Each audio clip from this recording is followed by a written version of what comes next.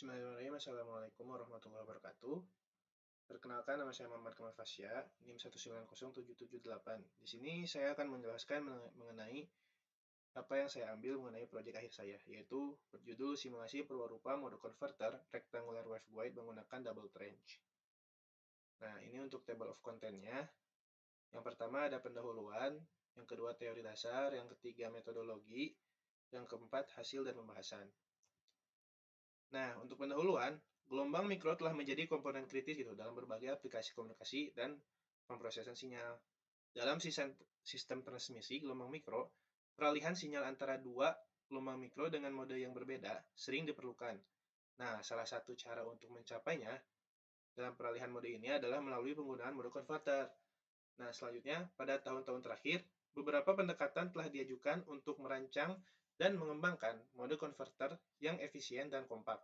Salah satu metode yang menarik adalah penggunaan double trench pada rectangular waveguide. Gitu. Nah, selanjutnya, kita beralih ke teori dasar. Di sini ada 4 ya, untuk teori dasar dari jurnal yang saya buat ini. Yang pertama, yaitu objek dari jurnal ini yaitu rectangular waveguide. Nah, rectangular waveguide ini adalah silinder penghantar dengan penampang melintang berbentuk persegi panjang yang digunakan untuk memandu propagasi gelombang elektromagnetik dengan minimal kehilangan energinya. Nah, itu untuk rectangular waveguide. Nah, yang selanjutnya mode converter. Mode converter itu adalah suatu komponen yang memungkinkan peralihan sinyal antara dua monogelombang mikro yang berbeda dalam rectangular waveguide. Nah, pada umumnya itu peralihan mode dilakukan antara mode TE atau transverse electric dan mode TM, transverse magnetic. Mode TM memiliki medan listrik paralel dengan pembukaan guide, sementara mode TM memiliki medan magnetik paralel dengan permukaan guide.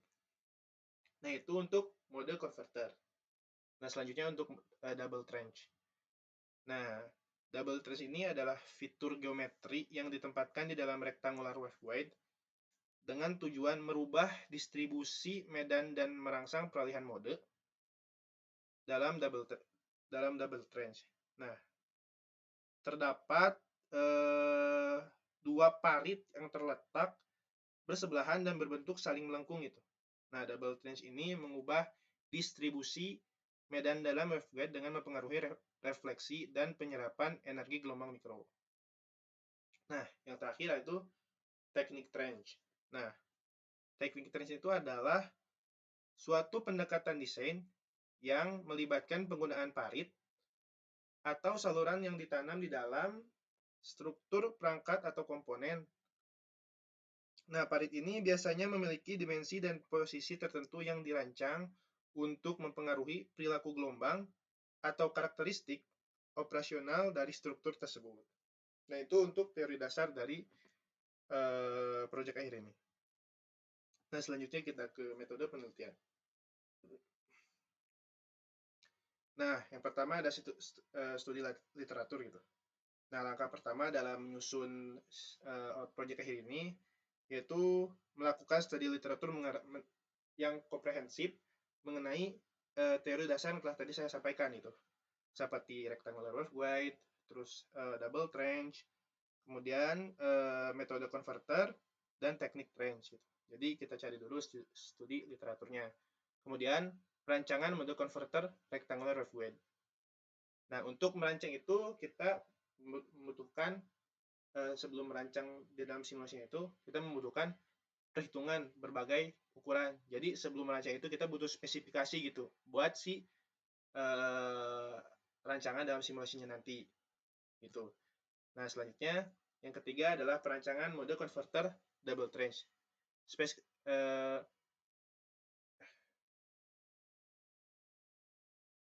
Nah, untuk spesifikasinya adalah berbentuk segitiga dengan lubang belah ketupat di tengahnya. Terus dimensi konverternya adalah 45 mm panjangnya. Nah, dan terus untuk 76 mm lebarnya, 38 mm tingginya, dan 24 mm panjang untuk setiap sisi segitiganya untuk perancangan tersebut. Nah, yang keempat adalah penyisipan penyisipan konverter pada rectangular waveguide. Konverter yang dirancang nanti itu pada rectangular waveguide disisipkan gitu, sesuai dengan rencana dan diharapkan dapat mengubah arah vektor gelombang dan mengubah mode rectangular waveguide TS10 menjadi TMMN.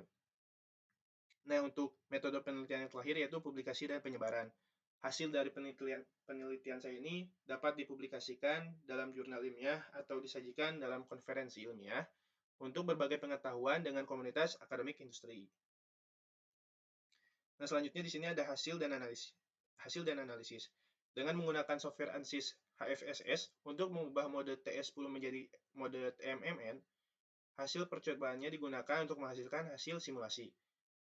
Nah, ini untuk spesifikasi yang tadi ya, yang sudah saya jelaskan itu.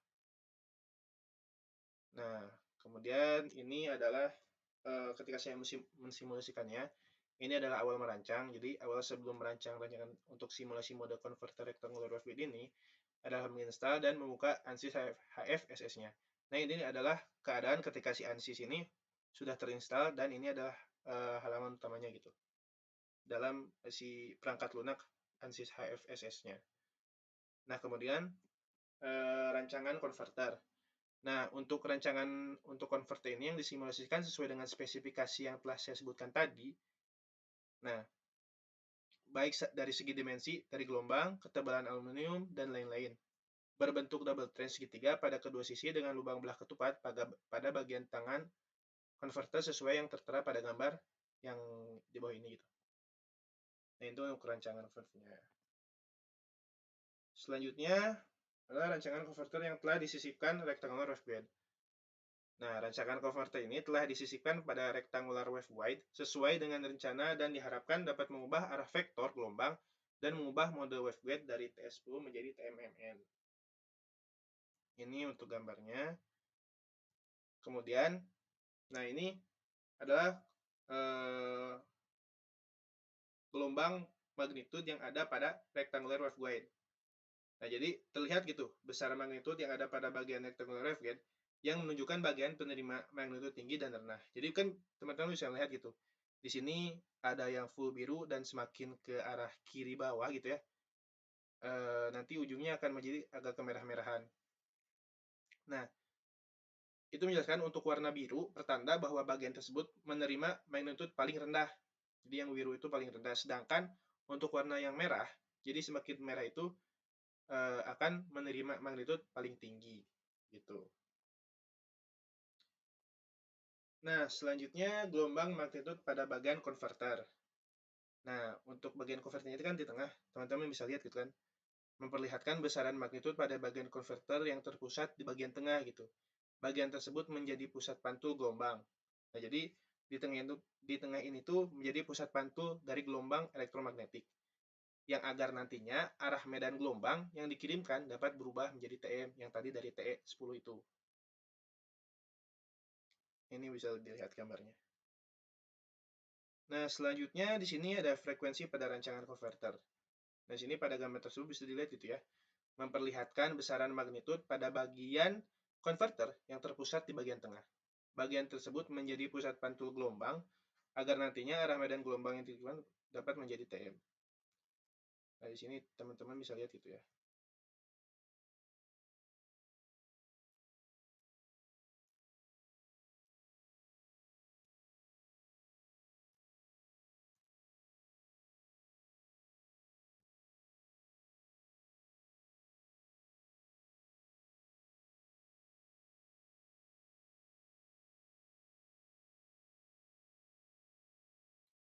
Nah, selanjutnya, nah di sini untuk frekuensi pada rancangan konverter. Pada di gambar tersebut, hasil frekuensi setelah menggunakan konverter mendapatkan dua respon filter. Pada respon filter pertama berada pada frekuensi cutoff 6,4 GHz dengan nilai return loss yaitu 14,289 dB dan nilai insertion loss-nya itu min 0,281 dB. Nah, respon filter kedua berada pada frekuensi cutoff 7,9 GHz dengan nilai return loss min 10,827 dB dan nilai insertion loss-nya itu min 0,527 dB. Dengan demikian, hasil dapat diambil dari cut-off yang lebih baik, yaitu pada filter pertama, dengan frekuensi cut-off 6,8 GHz, sesuai yang bisa dilihat dari gambar tersebut gitu ya. Nah, selanjutnya pengukuran respon kerja S11 converter.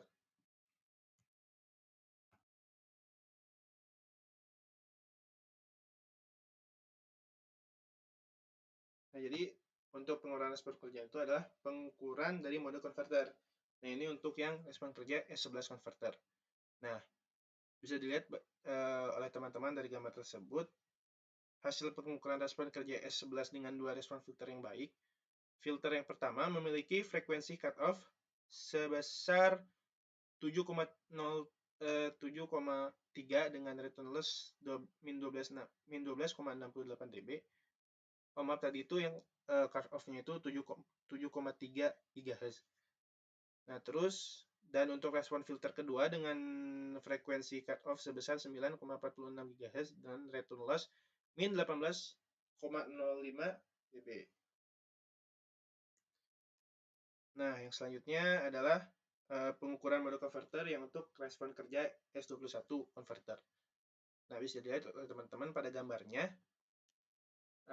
hasil dari pengukuran respon kerjanya itu dengan hasil insertion loss-nya pada filter pertama adalah min 6,80 dB dan filter kedua adalah min 14,58 dB. Bisa dilihat ya, grafiknya itu naik gitu. Kalau yang untuk S11 itu ke bawah. Nah, ini untuk respon frekuensi cutoff untuk menentukan mode waveguide. Nah, di sini kan teman-teman bisa lihat gitu, ada tabel, ada rumus. Nah, kenapa sih ada dua hal tersebut? Nah, tabel di bawah menunjukkan respon frekuensi cutoff yang digunakan untuk menentukan mode dari waveguide yang digunakan dengan membandingkan hasil dari simulasi dan pengukuran dengan nilai frekuensi pada tabel ini, atau dengan menggunakan rumus yang ada di bawah sini juga. Gitu, makanya saya menyertakan antara tabel dan rumus. Seperti itu. Nah, untuk kesimpulan, hasil simulasi rancangan konverter double trench belah ketupat berhasil mengubah arah medan vektor dari mode TE10 berubah menjadi TMMN.